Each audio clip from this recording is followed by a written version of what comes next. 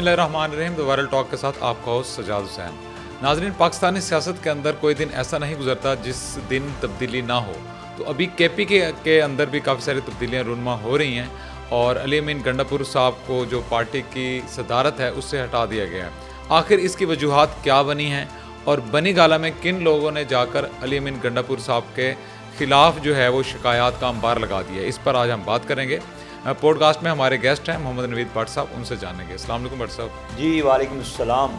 अच्छा भट्ट साहब, केपीके के अंदर काफ़ी सारी खबरें आ रही हैं कि अली अमीन गंडापुर साहब जो हैं, एक तो उन्हें सदारत से भी हटा दिया गया है और उनकी वजारत भी ख़तरे में लग रही है। तो आपको लगता है कि जो ख़तरा हुकूमत के लिए थे वो पार्टी के लिए ख़तरा बन गए हैं?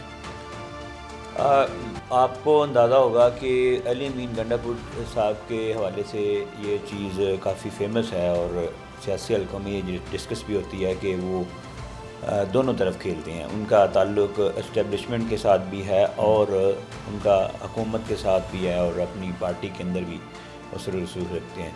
तो वो एक्चुअली दोनों तरफ खेल रहे थे और जिसका वजह से ये समझा जा रहा था कि अली अमीन गंडापुर साहब कोई पुल का किरदार अदा करेंगे और जो इनके मामलात इस्टेब्लिशमेंट के साथ हैं वो ज़रा एक दुरुस्त समत में जाएंगे और हालात बेहतर होंगे। वो नहीं हो सका। उल्टा जो है वो डैमेज हुई है पार्टी, वर्कर जो है वो डिमोरल हुआ है।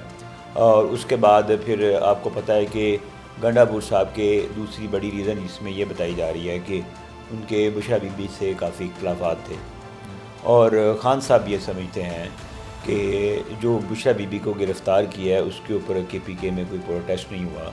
अली अमीन गंडापुर साहब ने कोई एक्टिव रोल प्ले नहीं किया उसके अंदर। तो ये 2-3 रीज़न्स हैं जिसकी वजह से ये समझा जा रहा है कि गंडापुर साहब जो हैं उनको सियासी मामला से अलग किया है। और एक और बड़ी इसमें डेवलपमेंट ये है कि आतिफ़ खान साहब जो पीटीआई के केपीके से सीनियर एक रहनुमा हैं, वज़ीर भी रहे हैं हाँ पिछले टेन्योर में जी।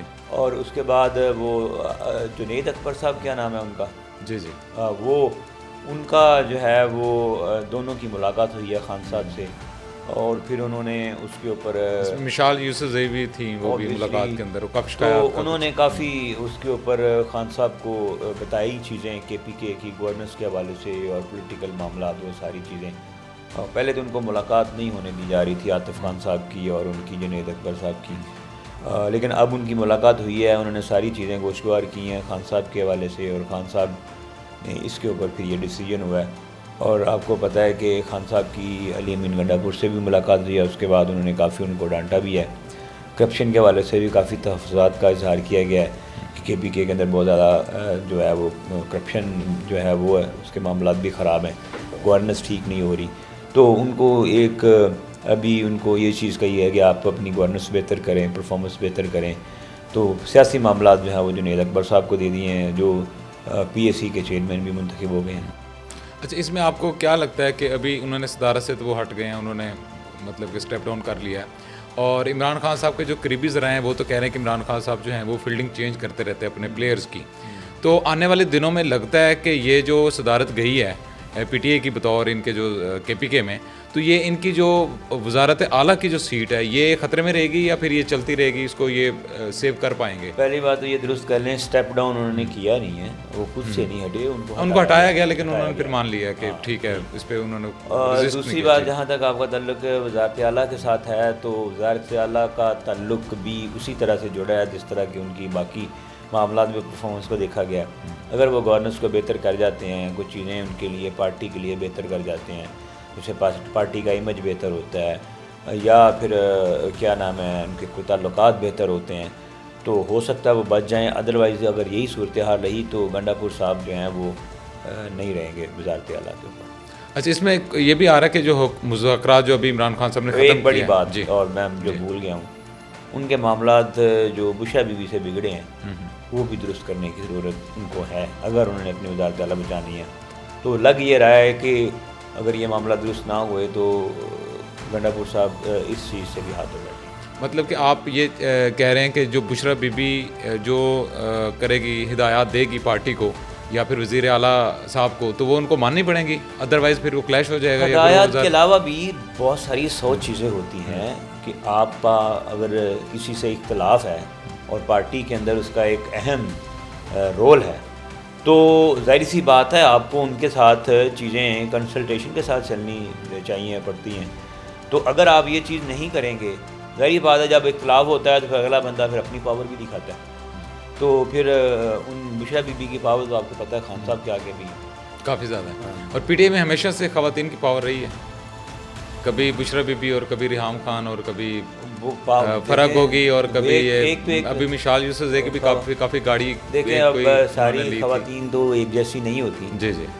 और हर खातून सारी रिस्पेक्टेबल हैं, और कुछ होती हैं जो मफाद परस्तों का एक टोला होता है जो मफाद लेने के लिए अपने आप को प्रोमिनेंट करने के लिए आगे आने के लिए खान साहब की कुर्बत आने के लिए तो वो कोशिशें करती रहती हैं। तो ऐसी ख़वातीन भी हैं, लेकिन सारी ख़वातीन ऐसी नहीं होती, सारी रिस्पेक्टेबल। जी जी। अच्छा, इसमें ये जो मुज़ाकरात अभी डेडलॉक बरकरार है, इमरान खान साहब ने जो कहा था कि इसको ख़त्म कर दें, इसकी कोई उम्मीद नज़र आती है? क्योंकि जो तर्जमान हैं हुकूमत के सेनेटर इरफान सिद्दीकी साहब, वो भी होपफुल हैं कि ये दोबारा से जो है ये मुज़ाकरात का सिलसिला जो है रिज्यूम हो जाएगा। तो ऐसी कोई है कि ये जो पीटीआई दोबारा से मुज़ाकरात की तरफ आ जाए और बैठ के दोबारा से स्टार्ट हो जाए?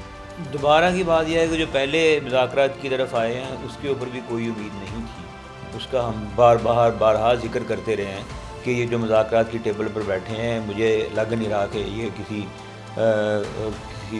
सर चढ़ेंगे ये, या इनका कोई सोल्यूशन निकलेगा। तो दोबारा तो बिल्कुल भी ये उम्मीद नहीं रखी जा सकती कि पीटीआई दोबारा मुज़ाकरात की टेबल पर आएगी और ये मामला ठीक होंगे। अब उनका लाहेअमल क्या है पीटीआई का आगे, वो क्या करना चाह रहे हैं, ये भी आना बाकी है। जो मेरी छठी हिस्स ये कह रही है कि वो दोबारा जो स्ट्रीट पावर है वो दिखाएंगे और एहतजाज करेंगे, ये चीज़ें होंगी। उसके लिए इसीलिए उन्होंने जुनैद अकबर साहब को अलग से सियासी मामला दे दिए हैं कि पीके की सदारत दे दी है कि वो अब नेक्स्ट इस जो प्रोटेस्ट की पॉलिटिक्स होगी या स्ट्रीट पावर होगी वो दिखाएंगे। तो इसके लिए उनको जिम्मेदारी दी गई है। अब देखना ये है कि आगे क्या होता है। एक तरफ तो सियासी बहरान पैदा हो चुका है केपीके में, दूसरा जो इमरान खान साहब को जो सज़ा हुई थी अल कादिर ट्रस्ट में, इसमें अभी रिसेंट उन्होंने ट्वीट भी की है मलिक रियाज के हवाले से कि आप मलिक रियाज से पूछ लें या वो गवाही देंगे कि ज़ाती हैसियत मैंने आज तक उनसे कोई 1 रुपये भी नहीं लिया। तो आप क्या समझते हैं कि आने वाले दिनों में मलिक रियाज को हुकूमत दुबई से वापस ले आएगी, या कोई ऐसा इम्कान है, या ये बहुत मुश्किल है? मुझे तो मुश्किल लग रहा है, क्योंकि इस हमाम में सारे नंगे हैं। तो कोई भी ऐसा बंदा नहीं है जो उनका बेनिफिशरी नहीं है। अब खान साहब ने कह तो दिया है कि जी आप नाम ले दें सबके, नाम लेने इतने आसान नहीं है। ये ऐसा पंडोरा बॉक्स है, जब खुलेगा तो फिर कोई भी नहीं बचेगा। अब खान साहब ने पॉलिटिकल स्टंट खेल दिया और उसके वर्कर वोटर सपोर्टर जो हैं, जो उनके यूट्यूबर हैं, उन्होंने शोर मचा दिया जी। खान साहब ने इतनी हिम्मत कर दी है कि उन्होंने कह दिया जी कि नाम ले दें, तो बाकी भी कह दें, जो भी हो जाए। अब ऐसे तो नहीं है कि खान साहब कहेंगे कि नाम ले दें तो फिर वो नाम ले देंगे। नाम में बहुत से पावरफुल सर्कल्स हैं। गुज़श्ता 2-3 दहाइयों की ये एक स्टोरी है जिसमें वो फ़ायदा देते रहे हैं लोगों को, ख़ास लोगों को फ़ायदा देते रहे हैं। फिर उनको कोई जज, कोई जर्नल, कोई पॉलिटिशियन, कोई सहाफ़ी, कोई ऐसा बंदा बचा है जिसने जो है मलिक रियाज से फ़ायदा ना लिया हो, तो फिर वो कैसे जो इनके नाम ले देंगे? ठीक है, तो ये ऐसा होगा नहीं। वो उन्होंने एक कह दिया कि भाई आप लोग चुप करके बैठ जाएं। उन्होंने ट्वीट में कहा है कि सबके नाम दूंगा, अगर फिर मैं बोलूँगा तो फिर ज़्यादा तंग करेंगे तो फिर वो नाम ले देंगे। तो ये अब वापस ना वो आएंगे ना उनके नाम सब के बाहर आएंगे। अच्छा, जिस तरह आप कह रहे हैं कि मुज़ाकरात जो हैं ये कामयाब होते हुए नहीं नज़र आ रहे और इमरान खान साहब एक मरतबा फिर सड़कों की सियासत करेंगे, तो क्या मुसलसल ये के बाद दीगरे नाकामी के बाद भी अक्टूबर, नवंबर और उससे पहले भी प्रोटेस्ट, एक मरतबा फिर इमरान खान साहब या पीटीआई ऐसे इकदाम करने के लिए मजबूर हो सकती है? देखें, पीटीआई की जो पॉलिटिक्स है ना गुज़श्ता 10 साल से, वो इसी तरह की है। वो इतना उन्होंने प्रोटेस्ट कर लिया है, इतनी उन्होंने स्ट्रीट पावर दिखा ली है, इतने एहतजाज कर लिए हैं, लॉकडाउन कर लिए हैं, धरने दे लिए हैं। अब उनकी हो गई आदत। उसके बगैर उनका गुजारा नहीं है। बाईकाट तो अभी चल भी रहा है। देखें, अब पीटीआई खामोश होकर बैठेगी ना तो वो आहिस्ता आहिस्ता ख़त्म हो जाएगी। पीटीआई प्रोटेस्ट के सूरत हाल में रहेगी, एहतजाज, लॉकडाउन, धरने करते रहेंगे, वो मीडिया में भी ज़िंदा रहेंगे, पॉलिटिक्स में भी ज़िंदा रहेंगे। जैसे ही वह खामोश होकर बैठेंगे फिर मुल्क के हालात भी बेहतर होंगे और जो है वो पीटीआई की जो है वो नाम लेने वाला नहीं होगा। तो उनकी जो स्ट्रेटजी यही है कि एहतजाज करें, फ्यूरियस किस्म के बयानात दें, मुल्क के अंदर जो है वो सियासी अदम इस्तेहकाम पैदा करके रखें, तो फिर ही उनकी पॉलिटिक्स ज़िंदा है। जैसे ही वो खामोश होंगे मुल्क में जो है सियासी इस्तेहकाम भी आएगा, मुल्क आगे भी बढ़ेगा, मईशत भी बेहतर होगी, सारी चीज़ें बेहतर होंगी। ये दोनों कंट्राडिक्टरी चीज़ें हैं, पीटीआई की पॉलिटिक्स और पाकिस्तान की माशी हालत। ठीक है, बहुत शुक्रिया, आपने हमें टाइम दिया। ये तो आने वाले दिनों में देखते हैं जी क्या होता है। हाँ, बेस्ट जी। नाज़रीन, गुफ्तगू आपने सुनी। अब देखना ये होगा कि ये जो मुज़ाकरात हैं हुकूमत और पीटीआई के दरमियान, ये कामयाब हो पाएंगे या फिर जो पीटीआई है ये डिसाइड करेगी एक मरतबा फिर स्ट्रीट पावर दिखाने के लिए। ये तो आने वाले दिनों में पता चलेगा। आप हमें कमेंट सेक्शन में भी अपनी आरा दे सकते हैं। अपने होस्ट सजाद हुसैन को इजाज़त दीजिए। अल्लाह हाफिज़।